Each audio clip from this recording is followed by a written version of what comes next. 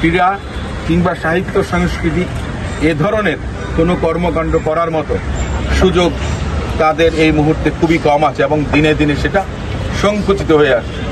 সমস্ত সমাজ ব্যবস্থার যদি পরিবর্তন না হয়, অবকাঠামোগত পরিবর্তন যদি আমাদের বাংলাদেশে সংস্কার করা না হয়, তাহলে কিন্তু এই নেশার হাত থেকে আগামীতে আমরা একটা ধ্বংসপ্রাপ্ত যুব সমাজ পাব। আমি সরকারের কাছে অনুরোধ জানাবো, যারা এই ধরনের অপকর্মের সঙ্গে জড়িত আছেন, আইন শৃঙ্খলা রক্ষাকারী বাহিনী তারা জানেন তারা এই ধরনের কর্মকাণ্ড করেন, তারা মাদকের সঙ্গে জড়িত, কারো মাদক সেবন করেন, তারা মাদক সরবরাহ করেন, তারা মাদকের ব্যবসা করেন। এর সঙ্গে আইন শৃঙ্খলা রক্ষাকারী বাহিনী অনেক সদস্যরাও দেখা গেছে আপনার জড়িত হয়ে পড়েন। এ ধরনের অপরাধের সঙ্গে যারা জড়িত প্রত্যেককে আইনের আওতায় এনে এবং আইনের ফাঁক ফোকর গলে যেন তারা কেউ বেরিয়ে যেতে না পারেন, সেজন্যে সে তদন্তকারী সংস্থা থেকে আরম্ভ করে, সোর্স থেকে আরম্ভ করে আমাদের নিজেদেরও সচেতন হওয়া উচিত। আপনারা যদি এরকম জানেন যে কারা এর সঙ্গে জড়িত, আপনারা গোপনে, আমি মনে করি যে সরকারের একটা সেল খোলা উচিত, যেখানে আপনারা তথ্য সরবরাহ করবেন, তাদের পরিচয় গোপন রাখা হবে। কারণ মাদকের সঙ্গে যারা জড়িত তারা তাদের ব্যবসায় যখন আঘাত আসে, বাধাগ্রস্ত হয়, তখন তারা কিন্তু মাদকের যে একটা ব্যবসা তাদের বা অপরাধ মাদক সংক্রান্ত, ঠিক অন্যান্য অপরাধের সঙ্গেও তারা কিন্তু জড়িত হয়ে পড়ে। এমনকি এই মাদক ব্যবসা নিয়ে আমরা খুনাখুনির অনেক ঘটনা জানি, আমরা অনেক ঘটনা প্রত্যক্ষদর্শী, আমরা অনেক ঘটনা দেখেছি। আমরা চাই আমাদের এই যুব সমাজ, তরুণ সমাজকে রক্ষা করার জন্য সমাজের প্রত্যেকের দায়িত্ব আছে, মা বাবাদেরও দায়িত্ব আছে।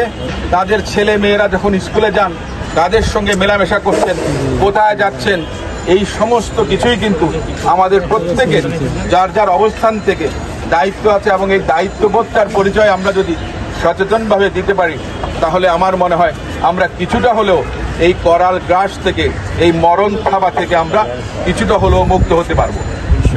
একটা দলীয় সরকার যদি থাকে দেশে, জনগণের সরকার যদি থাকে, তখন আইন শৃঙ্খলা রক্ষাকারী বাহিনী একটা অ্যাকাউন্টেবিলিটির মধ্যে থাকে।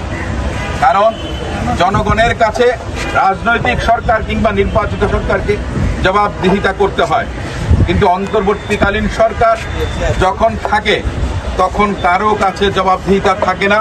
ঠিক তেমনই সরকারের বিভিন্ন প্রতিষ্ঠান, বিশেষ করে আইন শৃঙ্খলা রক্ষাকারী বাহিনী যারা থাকুন না কেন, সে র্যাব বলেন, পুলিশ বলেন, অন্যান্য আধা সামরিক বাহিনী বলেন, যারা আইন শৃঙ্খলা রক্ষার কাজে নিয়োজিত থাকেন, তারা কারো কাছে জবাবদিহিতা প্রয়োজন বোধ করেন না।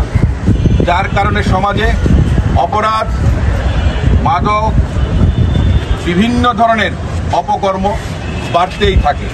সেটা পরিলক্ষিত হচ্ছে। আমরা চাই অবিলম্বে যে গত 15 বছর দেশের জনগণ ভোটাধিকার ফিরিয়ে পাওয়ার জন্য বা ফ্যাসিস্টকে বিতাড়নের জন্য আন্দোলন করেছিল। আমরা আশা করব অন্তর্বর্তীকালীন সরকার অতি সত্বর নির্বাচনের ব্যবস্থা করবেন, প্রয়োজনীয় সংস্কার যেটা আছে সেটা করবেন। যে বিচার চলমান প্রক্রিয়া, সেই বিচারের সন্তোষজনক অগ্রগতি বাংলাদেশের জনগণ দেখতে চায়। আমরা প্রত্যাশা করি যারা ফ্যাসিস্ট ছিলেন, যারা অপরাধ করেছেন, মানবতা বিরোধী অপরাধ, তাদেরকে বিচারের কাঠগড়ায় অতি সত্বর দাঁড় করিয়ে আমরা যেন বিচার চলছে এবং বিচারে আমরা যারা দোষী তাদের সাজা আমরা বাংলাদেশের জনগণ প্রত্যাশা করি। প্রত্যেকেরই ন্যায় বিচার পাবার অধিকার আছে, যত বড় অপরাধী হোক না কেন। কিন্তু